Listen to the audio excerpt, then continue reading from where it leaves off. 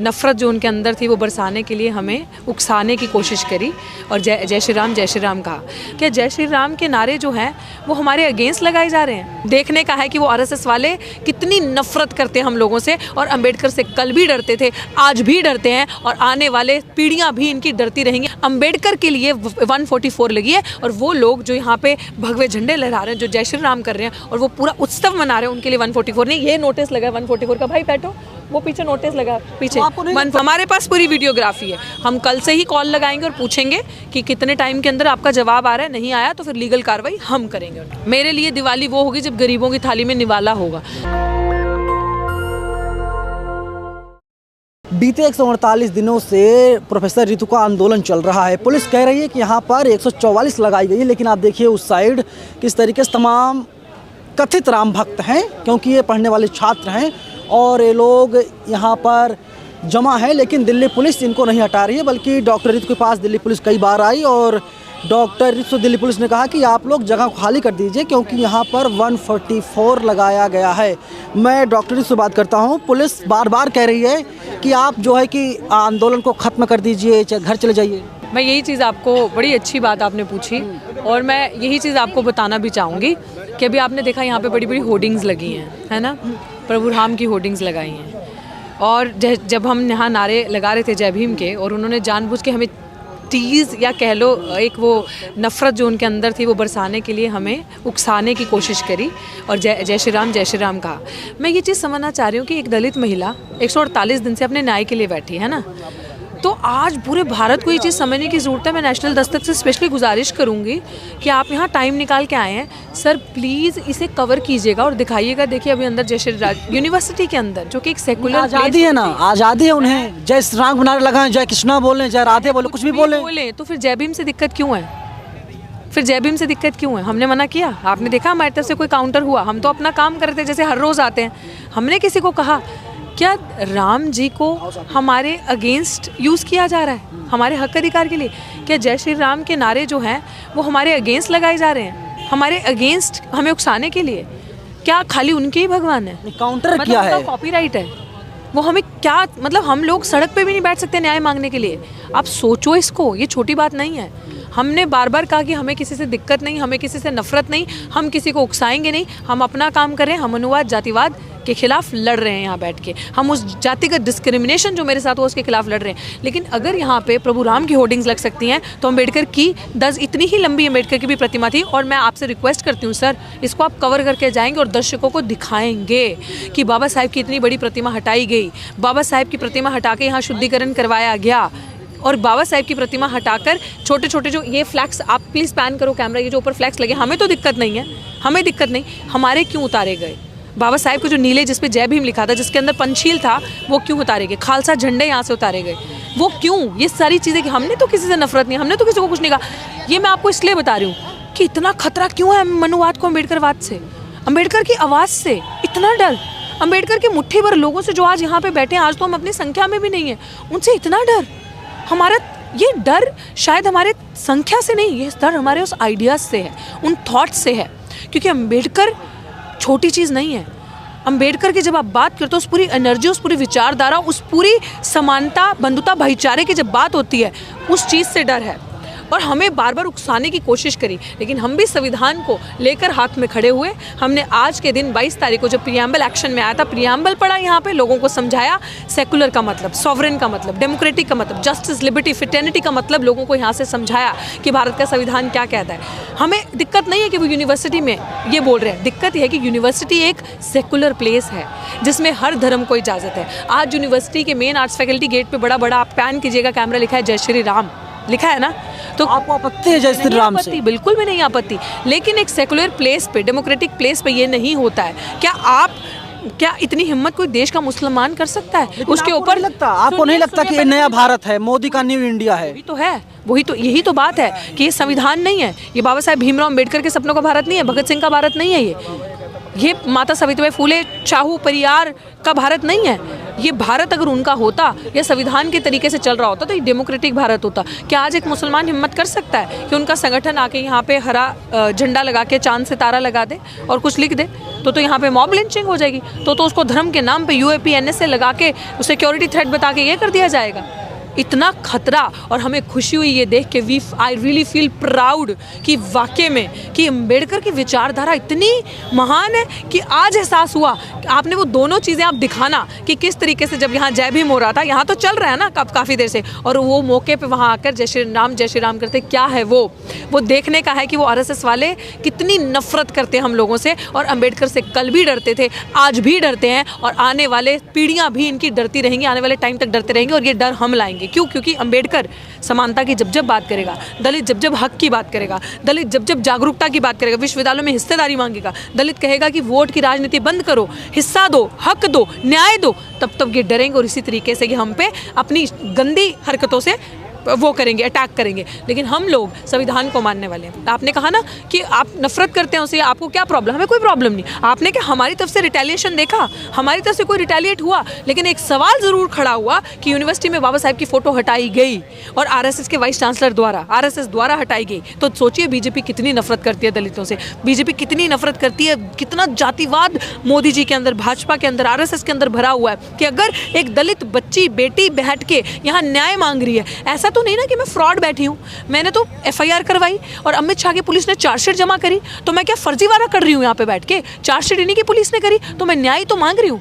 उसके ऊपर एक महिला को उकसाना, दलित महिला को इस तरीके से उकसाना, ये आप सबने देखा, प्रत्यक्ष को प्रमाण की जरूरत नहीं है। आपको पता होना चाहिए कि यहाँ पर 144 लगाया गया है, तो आप उल्लंघन कर रही हैं उसका। 15, 20, 25 साथियों लोग बैठे हैं आंदोलन पे। 144 आज ये दिखाना ज़रूरी है, और मैं आपके चैनल की वीडियो रिकॉर्ड कर रहे हो आप, और आज के आज डालिएगा, ताकि मैं ये वीडियो कोर्ट में भी प्रूफ दूं, दिखाऊं कि हम लोगों के लिए 144 लगी है, सिर्फ दलितों के लिए, सिर्फ अम्बेडकर के लिए, अम्बेडकर के लिए 144 लगी है। और वो लोग जो यहाँ पे भगवे झंडे लहरा रहे हैं, जो जय श्री राम कर रहे हैं और वो पूरा उत्सव मना रहे हैं, उनके लिए 144 नहीं। ये नोटिस लगा है 144 का, भाई बैठो, वो पीछे नोटिस लगा पीछे। तो 144 कानून है वो सिर्फ गरीबों के ऊपर लागू होता है, अमीरों के ऊपर नहीं। आपने मेरी बात का जवाब ही दे दिया। सिर्फ गरीबों पे और दलित, आदिवासी, पिछड़े समाज पे कानून लागू होता है, माइनॉरिटीज़ पे, मुसलमानों पे कानून लागू होता है, बाकी तो किसी के लिए कानून है ही नहीं। बाकी तो उनकी सरकार है, आज उनके पास पैसा है, पावर है, तो वो जो चाहते हैं वैसा लॉ बनता है। अगर कानून उनके ऊपर लागू होता तो आज सविता रॉय जेल में होती, आज रजिस्ट्रार जेल में होता, आज वो बाहर नहीं होती। इसीलिए हमें सड़कों पर इतना मजबूर, लाठी डंडा क्या नहीं सहा सर हमने यहाँ पे, लेकिन फिर भी हम हिम्मत से यहाँ पे बैठे। मैं आज अपने लिए नहीं बैठी, मैं आज अपने समाज को जागरूक करने के लिए बैठी हूँ। आप लोगों को मैं सच बोल रही हूँ, दिखाने के लिए बैठी हूँ कि आप देख लो किस तरीके से दिन रात आपके बच्चों को सताया जाता है, और जाके आप चंद वोटों के लिए बिक जाते हो।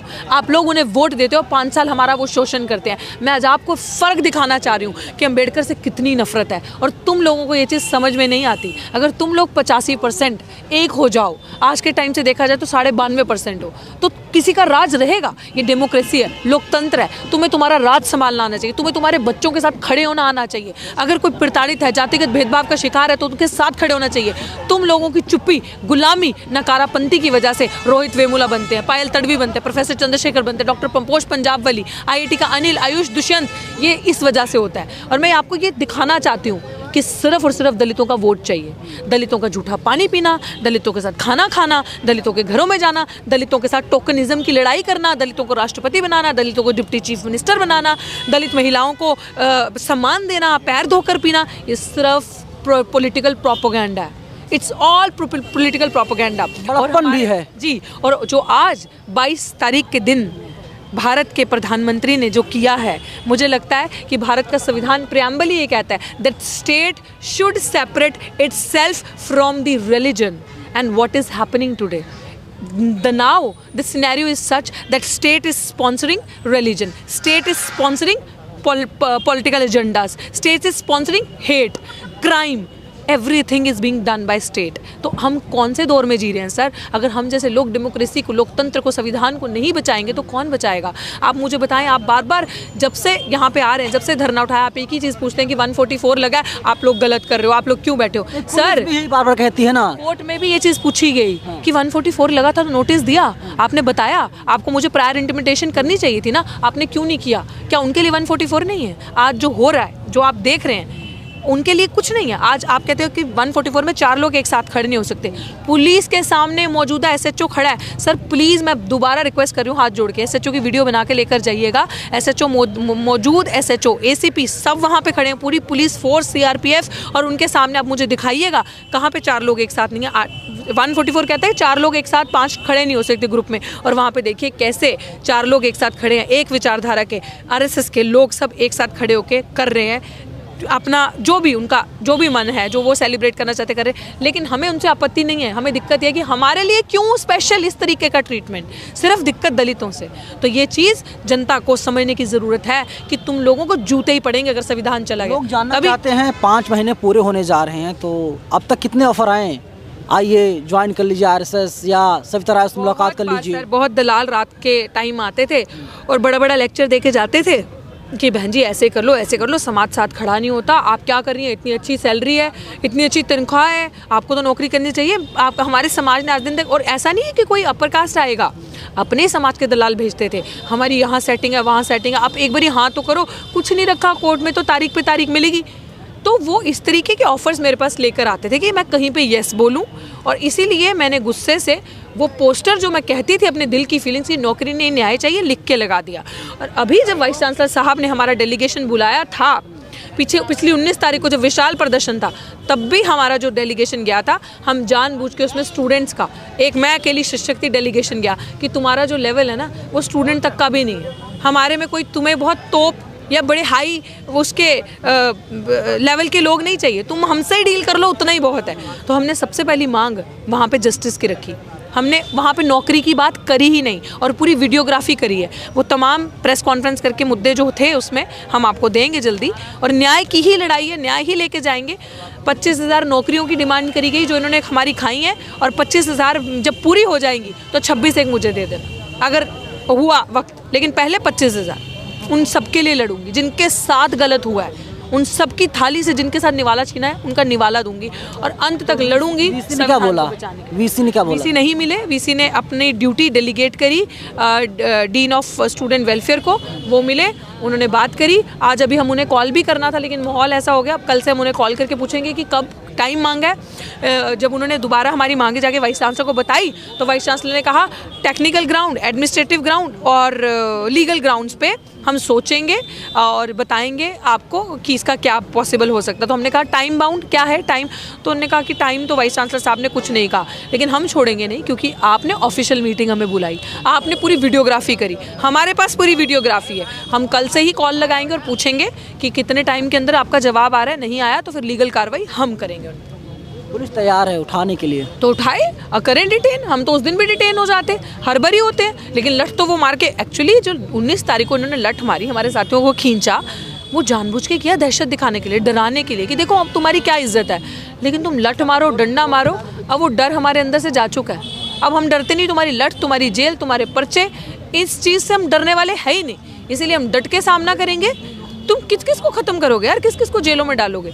हम जब तक जिंदा हैं, और ये स्टूडेंट्स, ये छात्र, ये बुजुर्ग, ये स्टूडेंट्स और डॉक्टर रितु जब तक जिंदा है, तब तक तुम्हें बताएगी कि तुम्हारी सरकार दलितों के दम पे अब नहीं बनेगी, आदिवासियों के दम पे अब नहीं बनेगी, वंचितों के दम पे अब नहीं बनेगी। और मैं अपने समाज को दिखाऊंगी कि देख लो, अभी तो संविधान एक्शन में है, तो ये हाल है। जिस दिन निकल गया ना, उस दिन तुम्हारा वर्णाश्रम, आगे पीकदान मुँह के और पीछे हांडी, और कुत्ते से भी बदतर हालत होगी, घसीट घसीट के मारे जाओगे, खत्म हो जाओगे। ये वार्निंग है बता रही हूँ तुम लोगों को मैं कि अलार्मिंग सिचुएशन। आपका समाज कहाँ है आपके साथ खड़ा है? सांसद कौन से खड़े हैं, कितने सांसद हैं? वो हमारे है ही नहीं, है ही नहीं। आप कैसे कह सकते हो वो सांसद हमारे? उनके गले में तो पट्टा है, वो तो उनकी बात करेंगे, उनको तो खूंटे से बांधा हुआ है, वो तो जो आका ने कहा वो करेंगे। सबसे बड़ा दुश्मन वो है जो आपके बीच का दलाल है, तो they are the worst real enemies हमारे। वो उस विचारधारा के साथ खड़े हैं जो हमें बांटने की बात करती है, जो हमारा शोषण करती है, जो हमारे लिए नफरत के गोले मुंह से भाती है। आज आपने देख लिया प्रमाण, आज आपने देख लिया, और नवीन जी आपने देखा कि कोई कसर नहीं छोड़ी उन्होंने हमें उकसाने की। लेकिन हमारे पास इतनी खूबसूरत चीज़ थी हमारे हाथ में, भारत का संविधान। हमने धैर्य रखा, हमने भारत का संविधान हाथ में रखा, और हमने कहा कि तुम जो कर रहे हो ना, यही संविधान तुम्हें इजाज़त देता है। हम अपनी लकीर बड़ी करेंगे, तुम्हारी नहीं मिटाएंगे, तुम्हें जो करना है करो, हम ऐसे ही चलेंगे। आज दीपावली है देश में, आप दिए जला रही हैं नहीं जला रही हैं? क्योंकि पूरे देश में दिए जल रहे हैं, मेरे लिए दिवाली वो होगी जब गरीबों की थाली में निवाला होगा, जब बच्चे जो बेरोजगार हैं उनकी नौकरी होगी, जिनकी थाली से निवाला छीना गया उनकी थाली में निवाले होंगे। राजनेताओं की तरफ बात कर रही हैं आप? आपको लग रहा है राजनेताओं की तरफ बात करी, क्योंकि ये घिसी पिटी बातें लगती है, क्योंकि राजनेता ये बातें करते हैं, लेकिन ये हमारे असल मुद्दे हैं। दलित महिलाओं का रेप होना बंद होगा, वो दिवाली है। दलित महिलाओं का शोषण होना, आदिवासी महिलाओं का शोषण होना बंद होगा, हसदेव गांव कटना बंद होगा, मेरे लिए वो दिवाली होगी। मेरे लिए जब हमें हमारे हक मिलेंगे, संविधान लागू होगा, असली तरीके से एक्शन में इम्प्लीमेंट होगा, वो मेरे लिए दिवाली है। मेरे लिए जिस दिन मुझे न्याय मिलेगा, उस दिन पूरे दलित समाज को न्याय मिलेगा, वो मेरे लिए दिवाली है। जिस दिन SC ST OBC की जो नौकरियां यहाँ से खाई है उन सबको नौकरियां मिलेगी, वो मेरे लिए दिवाली है। जिस दिन मुस्लिम्स के साथ मॉब लिंचिंग होना बंद होगी, वो मेरे लिए दिवाली है। This is Diwali for us, if you understand. मेरे लिए सिम्बॉलिक टोकनिज्म करना दिवाली नहीं है। हमें हमारा हक चाहिए, हम कुछ नहीं मांग रहे। प्रस्तावना पढ़ के आप क्या बताना चाहते हैं? आप लोगों ने प्रस्तावना भी पढ़ा संविधान की। बताना चाहती हूँ कि इस देश का संविधान क्या कहता है, प्रस्तावना क्या कहती है कि देश के अंदर जस्टिस की बात की जाएगी, हर नागरिक के साथ न्याय होगा, हर नागरिक के अधिकार होंगे, हर नागरिक को एक जैसा बात रखने का अधिकार मिलेगा। हर इस देश का राजा माँ के पेट राजा, इस देश का राजा जो बनेगा वो उस राजा का बेटा नहीं होगा। इस देश का राजा कोई भी गरीब, वंचित, शोषित समाज का बन सकता है, क्योंकि लोगों की बनाई हुई सरकार होगी। वो तो हो ही रहा है। नरेंद्र मोदी के पिताजी प्रधानमंत्री नहीं थे? टोकनिज्म। लेकिन ये चीज़ प्रस्तावना पढ़ के हमने ये भी समझाई कि लोगों को उनके अधिकार समझाए कि वोट की जो ताकत है वो समझो, अपने हक अधिकार को मत खो। ये संविधान तुम्हें आवाज़ उठाना बताता है, उस आवाज़ को उठाओ। उन दलालों के पीछे, उन दलालों की गद्दारी करते करते मगरूर ना हो जाओ कि अपनी हक अधिकार को भूल जाओ।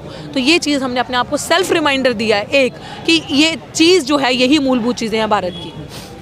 चलिए, डॉक्टर रितु है और आंदोलन बीते लगभग 5 महीनों से चल रहा है। और अब इधर देखिए कि जो RSS और BJP तमाम लोग हैं, ABVP के लोग हैं, ये लोग यहाँ पर मौजूद हैं। और दिल्ली पुलिस बार बार कह रही है कि डॉक्टर रितु के लिए यहाँ पर 144 लगाया गया है, लेकिन उनके लिए क्या?